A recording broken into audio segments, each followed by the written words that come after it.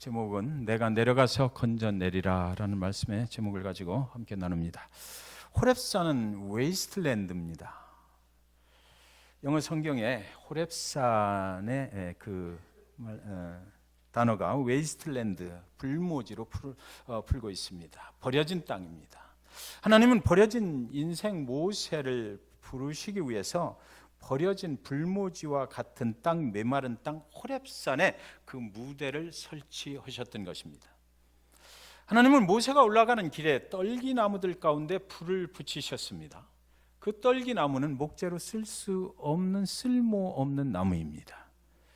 호렙산 웨이스트랜드, 쓸모없는 땅 가운데, 쓸모없는 나무 가운데 하나님이 거하시고 모세를 부르시기를 원하셨던 것입니다. 광야 가운데 자라는 흔한 나무이지만 이 떨기나무는 목재로 쓸 수 없는 나무입니다. 하나님은 그 나무들 가운데 들어가서 쓰셨다. 성경은 이렇게 기록해 놓고 있습니다. 그 한 가운데 들어가서 쓰셨습니다. 모세는 어떤 사람입니까? 한때 젊을 때 40년 동안은 애굽의 궁궐에서 아주 화려한 그런 생활을 했던 사람입니다. 세상에 권세를 쥔 그 궁궐 속에서 살았던 사람입니다. 그러나 살인자가 되어서 도망자가 되어서 미디안 광야로 와서 이제 40년을 살았습니다. 세상에서 잊혀진 자였습니다. 세상 아무도 그를 기억하려 하지 않았던 사람입니다. 그는 어쩌면 쓸모없는 사람 되어서 내가 이제 뭘 할 수 있나라는 생각 가운데 미디안 광야에서 어느 날 호렙산에 양을 치러 올라가고 있었던 것입니다. 하나님은 여러분 쓸모없는 땅에 쓸모없는 나무 가운데 쓰셔서 쓸모없는 사람을 하나님의 사명으로 불러내고자 하셨던 것입니다. 오늘 혹시나 예배 나오면서 나 같은 것이 또 무엇을 하나님 가운데 또 할 수가 있나, 하나님을 위해서 내가 무엇을 드릴 수가 있을까, 나같이 이렇게 부족한 사람이 무엇을 할 수 있나, 이런 생각을 가지고 나오신 분 계시다면 그 생각을 지금 싹 없애버리시기 바랍니다. 하나님은 쓸모없는 곳에서 역사하시는 하나님이시기 때문에 그런 것입니다. 3절에 보면 이에 모세가 이르되 내가 돌이켜가서 이 큰 광경을 보리라 떨기나무가 어찌하여 타지 아니하는고 하니. 저만치 올라가던 모세가 드디어 이쪽을 바라보고 가던 길을 돌이켜왔다 이렇게 되어 있습니다. 여기서 사용한 돌이켜라는 단어는 굉장히 중요한 단어입니다. 하나님을 우리가 믿고 살아가는데 우리의 인생이 예수 그리스도를 만나던 그 시간을 한번 기억해 보셨으면 좋겠습니다. 내 생각을 가지고 내가 원하는 인생을 살기 위해서 나는 어디론가 가고 있었습니다. 그날에 하나님께서 우리를 부르시는 그 음성을 어떤 연유로든지 어떤 상황 가운데서 우리는 듣고 우리의 인생의 길을 돌이켜서 하나님께로 가지 않았습니까? 여기 그 얘기를 하고 있는 것입니다. 모세가 그 미디안 광야에서 40년을 사는 동안 까마득해 잊어버려진 그런 곳에서 뭐 예배할 수가 있었겠습니까? 하나님의 말씀을 잘 볼 수가 있었겠습니까? 그러나 하나님은 그를 기억하시고 세상은 그를 잊었지만 하나님은 그를 기억하시고 그를 찾아가 주셨을 때에 모세의 인생이 돌이켜서 하나님 편으로 돌아가게 됐다라는 것이죠. 호렙산을 올라가는 것입니다. 올라가다 보니까 떨기나무에 불이 붙었는데 참 이상하다 그렇게 생각했어요. 그러나 그런 일들은 사막 가운데서 광야 가운데서 메마른 가운데서 종종 일어나는 일입니다. 그래서 가다 다시 한번 뒤돌아보는 것이죠. 뒤돌아보니까 아직도 타고 있는 것이에요. 아, 저러다가 사그라지겠지. 그리고 또 몇 걸음 더 가다가 또 아직도 타고 있는 그런 냄새가 나서 다시 돌아보니까 불길이 더욱더 아까보다 세졌는데 그런데 나무는 타지를 않는 것입니다. 좀 이상하다. 그래 타다 말겠지. 그리고 또 올라가는 것입니다. 그래서 또 가다 또 돌아보니까 불길은 아까보다 더 승해졌는데 불길은 활활활 타고 오르고 있는데 나무는 아직도 그대로 남아있는 것입니다. 아, 이상한 일도 다 있네. 하나님 그 떨기나무 가운데서 쓰셔서 모세를 부르시는 하나님께서 그때 그 가운데서 불길을 조정하고 계셨던 것입니다. 모세의 관심을 끌기 위해서 이 정도 해도 안 되네, 더 세게 해야 되겠네 라고 더 세게 할 때 모세의 관심을 확 끌어당기고 드디어 모세가 그 앞에 오게 됐다. 성경은 이렇게 기록하고 있는 것입니다. 저와 여러분이 예수 그리스도를 만날 때 그렇게 만났던 것입니다. 우리는 자꾸만 내 생각 가지고 나의 길을 가고 있을 때 하나님께서 그 불길을 조정하시고 더욱더 세게 하시고 어떠면 그 불길의 크기가 저와 여러분 가운데 고통이었을 수도 있습니다. 고통이 커지고 도저히 내 능력으로 그 고통을 헤쳐나갈 방법이 없을 때 하나님께 돌아오시게 된 분 이 중에 계실 줄 믿습니다. 저에게도 그런 일이 있었기 때문에 저는 그것을 알고 있습니다. 어떤 분은 우연치 않은 어떤 그 예기치 않은 사고를 만나서 그 불길을 경험하고 하나님 앞에 돌아오셨을 수도 있는 것입니다. 저 정도로 타오르는 불이라면 떨기나무가 벌써 다 타고 사그라졌어야 되는데 아니타니까 그의 관심을 그곳에 두게 되었고 하나님께로 돌아오게 되었던 것입니다.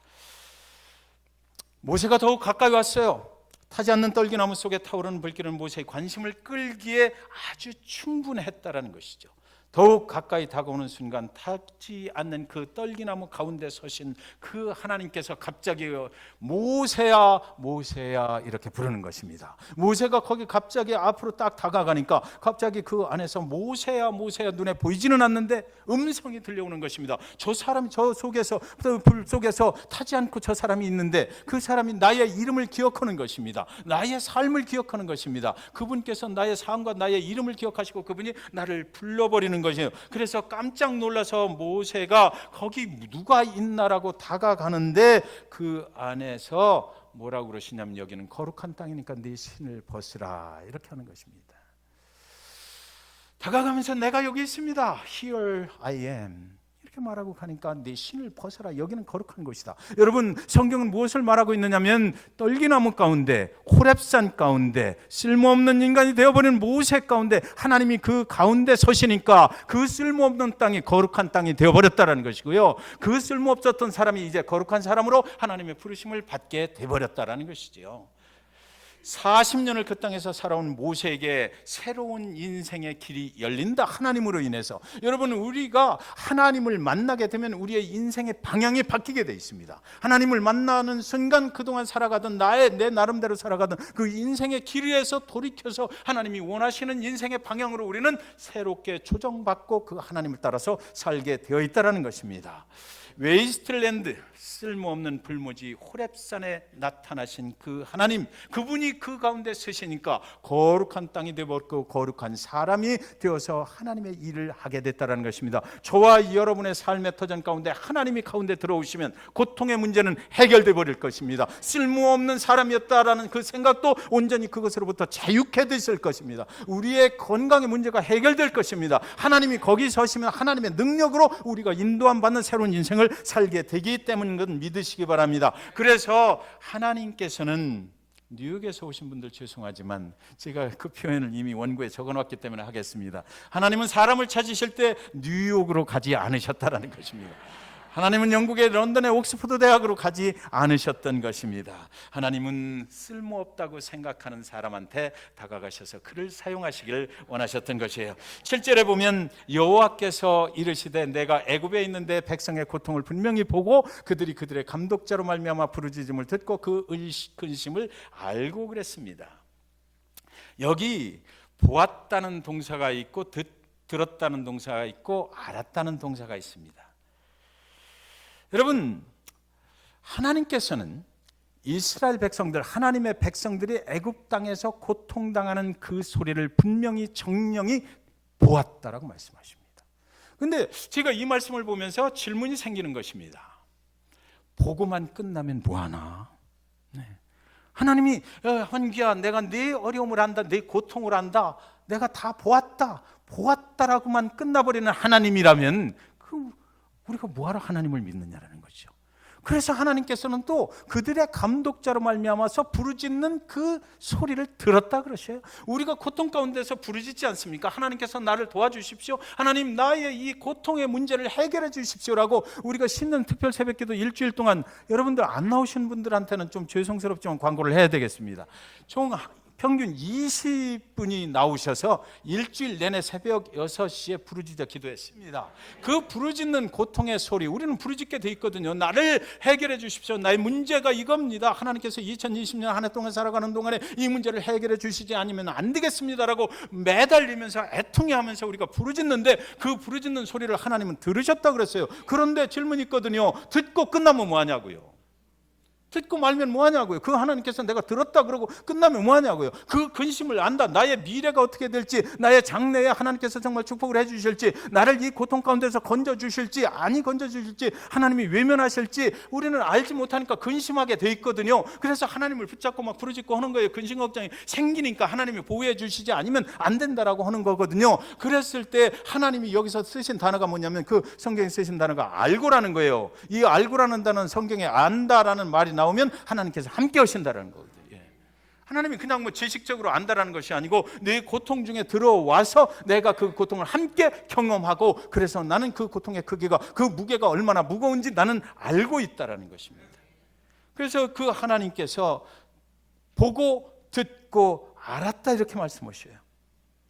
그런데 여기 8절에 보시면 또 그 보고 듣고 알고 끝나는 것이 아니다라고 하나님은 말씀하셨어요.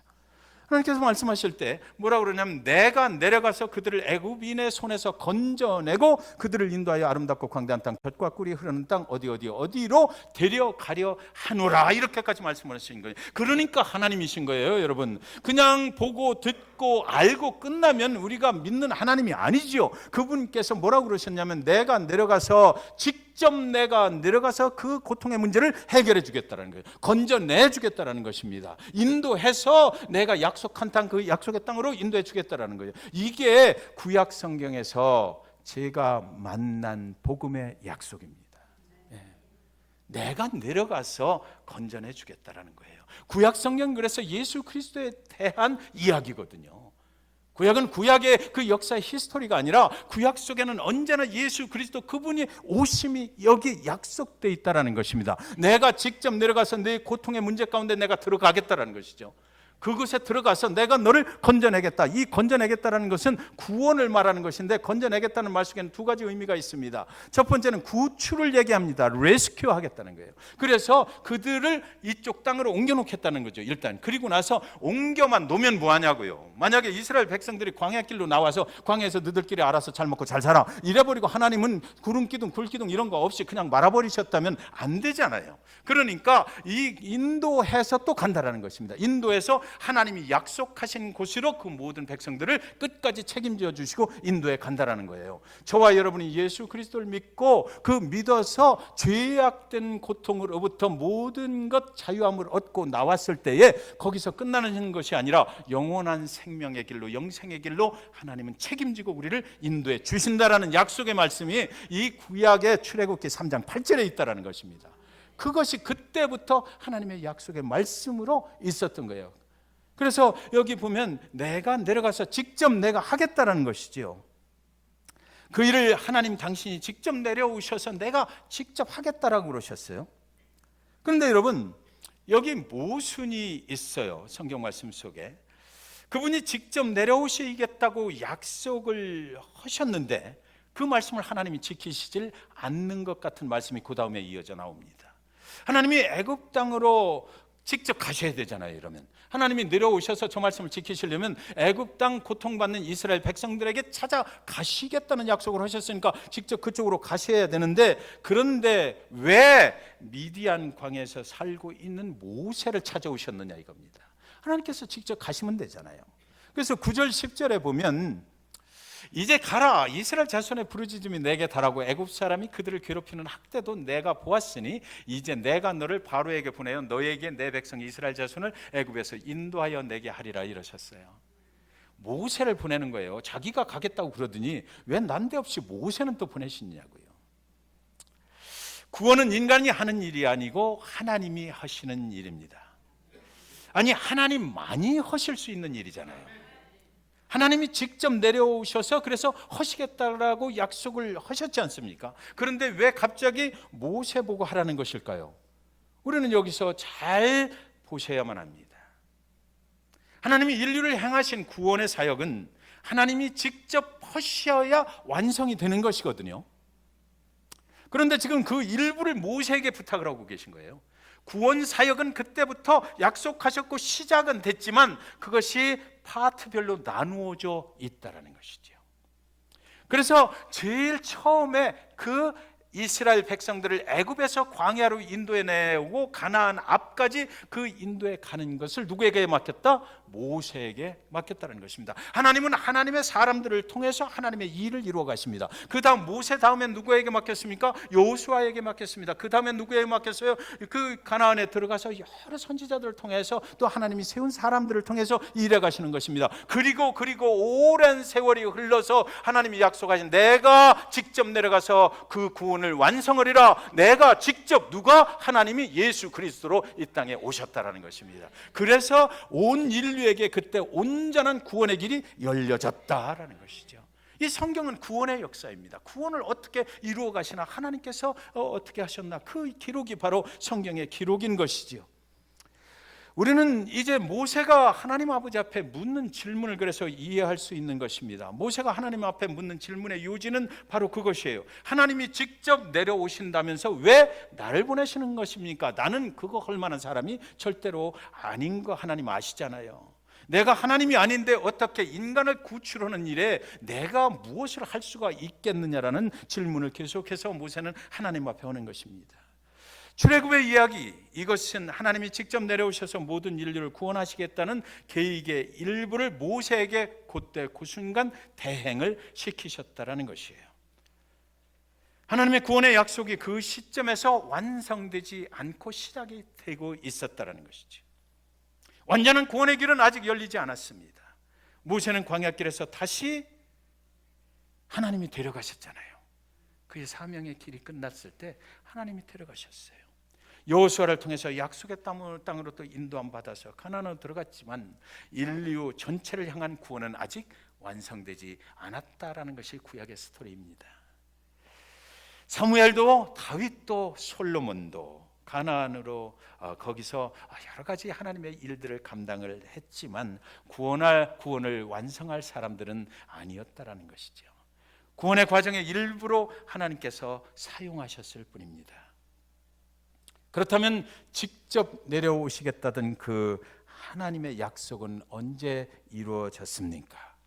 그것은 바로 신약의 예수 그리스도가 오심으로 이루어졌던 것이에요. 그분이 오셔서 우리의 모든 죄악과 고통의 문제를 저 십자가에 자기가 지고 돌아가심으로 그분이 해결해 주셨어요. 그래서 그때부터는 그를 믿는 자마다 영원한 생명의 길로 인도함 받으리라라고 성경에는 그렇게 기록이 되어 있는 것입니다. 인간은 모세로 인하여 구원받을 수가 없습니다. 아브라함으로 인하여 구원받을 수도 없는 것입니다. 인간은 어떤 다른 인간을 통하여 구원을 받을 수가 없어요. 왜? 모든 인간은 죄인이기 때문입니다. 죄인된 자가 다른 죄인을 구원으로 인도할 수가 없는 것이 하나님의 법이기 때문에 그렇습니다. 구원은 오직 하나님 그분만이 하실 수 있는 일이기 때문이에요. 예수 그리스도 그분을 통해서만이 구원은 이루어질 수가 있는 것입니다. 사랑하는 성도 여러분, 하나님은 그 약속을 지키셨어요. 그분이 직접 이 땅에 죄와 사망의 고통 중에 있는 인간들에게 내려오셨던 것입니다. 그분의 이름이 바로 예수 그리스도이십니다. 그 예수는 이 땅의 죄 가운데 고통 속에 애통하며 부르짖는 사람들을 건져내려고 내려오신 하나님이신 것입니다. 그분이 이 땅에 내려오셔서 우리의 모든 죄를 대신 지고 십자가에 죽으셨어요. 그 죄의 값을 십자가에서 치러 주셨습니다. 우리가 아담과 하와 이후에 죄의 그 짐을 지고 살아가는 이 고통의 문제를 예수 그리스도, 하나님이신 예수 그리스도가 오셔서 드디어 해결이 됐다라는 것입니다. 그분을 믿으면 해결을 받는 것이죠. 그분을 믿지 않으면 안 되는 것이에요.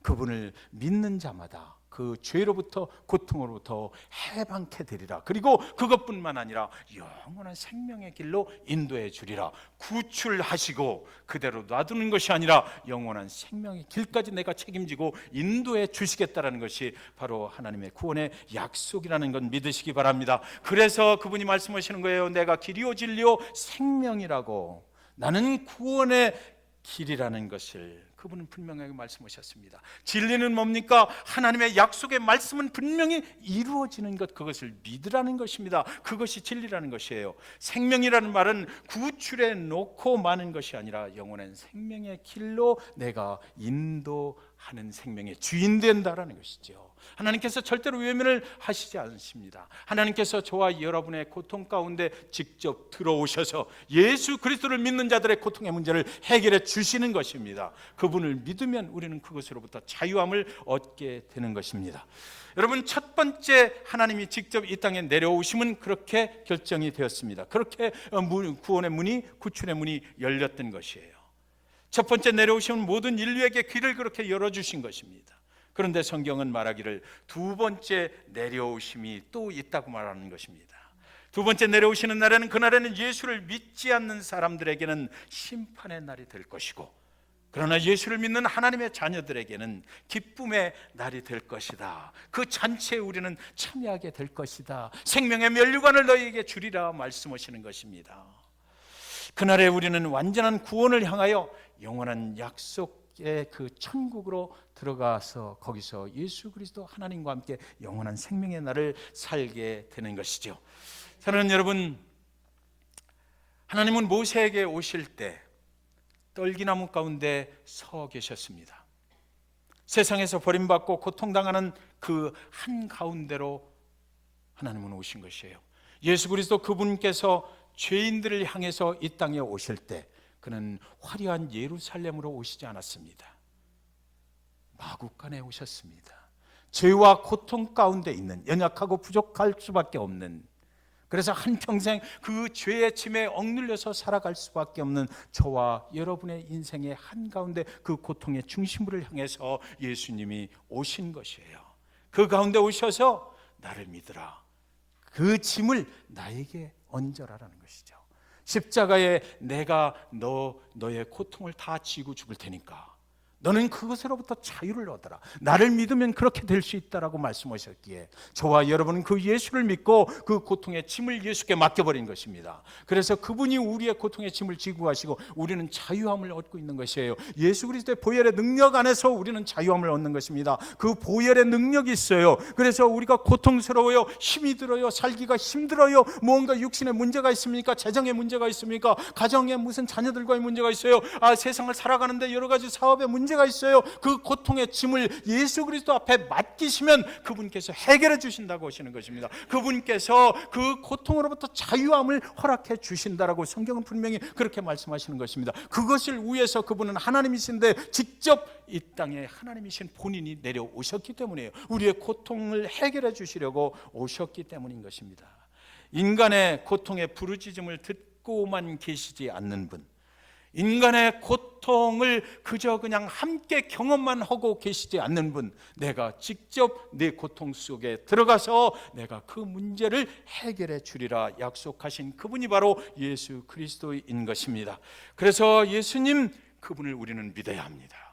예수 그리스도 그분께서 나의 삶의 주인 되심을 믿어야만 합니다. 믿는 순간에 해결이 되는 것입니다. 믿지 않으면 아니 되는 것이에요. 그래서 우리는 그분 앞에 부르짖어 기도할 필요가 있는 것이고, 우리는 그분의 말씀을 볼 필요가 있는 것이고, 그분이 지금 나의 삶에 어디에 와 계신가, 그분이 그냥 나의 삶 속에 나의 삶의 고통 중에 보고만 계신가, 그분이 지금 여러분의 삶 중에 듣고만 계신가, 그분이 여러분의 고통 중에 함께 하고만 계신가, 우리는 어디까지 가야 돼요? 그 약속의 말씀을 하신 그 예수 그리스도가 내 삶 속으로 완전하게 들어와서 나와 함께 걸어가시는 데까지 우리는 믿어야 되는 것이고, 그분과 함께 살아갈 때 능력의 예수가 우리 삶을 새롭게 하여 주실 것입니다. 육신이 아프셔요? 영혼이 고통 중에 있습니까? 상처받았다고 말하고 싶습니까? 다른 영혼을 용서할 수가 없다라고 말씀하시고 싶습니까? 이런 모든 것들이 우리를 얼마나 힘들게 하냐고요. 이런 모든 것들이 우리를 얼마나 고통 중에 빠뜨리냐고요. 하나님은 여러분의 고통의 한가운데로 찾아오십니다. 여러분의 고통을 보십니다. 여러분의 부르짖는 소리를 들으십니다. 그 고통 중에 함께 하십니다. 그러나 사랑하는 여러분, 그 고통을 하나님이 직접 해결해 주신다는 이 약속의 말씀, 이것이 복음이요, 이것이 기쁜 소식이요. 이것 때문에 우리는 오늘 살아서 하나님 앞에 나왔고 하나님을 예배하게 되는 줄 믿습니다. 하나님은 절대로 우리를 버리지 아니하십니다. 하나님은 2020년 한 해 동안 살아가는 잭슨빌 중앙교회 성도님들을 그 삶의 현장에 찾아가실 것입니다. 직접 가셔서 그 문제를 그분에게 맡기면 해결해 주실 것 다 같이 믿으시기 바랍니다. 여러분이 광야를 지날 때 그분이 생명의 물을 공급하여 주실 것입니다. 예수를 믿으시면 여러분의 죄와 고통과 사망은 사라지고 새벽 이슬 같은 만나를 하늘 문을 여시고 여러분의 삶의 터전에 공급해 주실 것입니다. 그것을 우리는 하나님의 은혜라고 말하는 것입니다.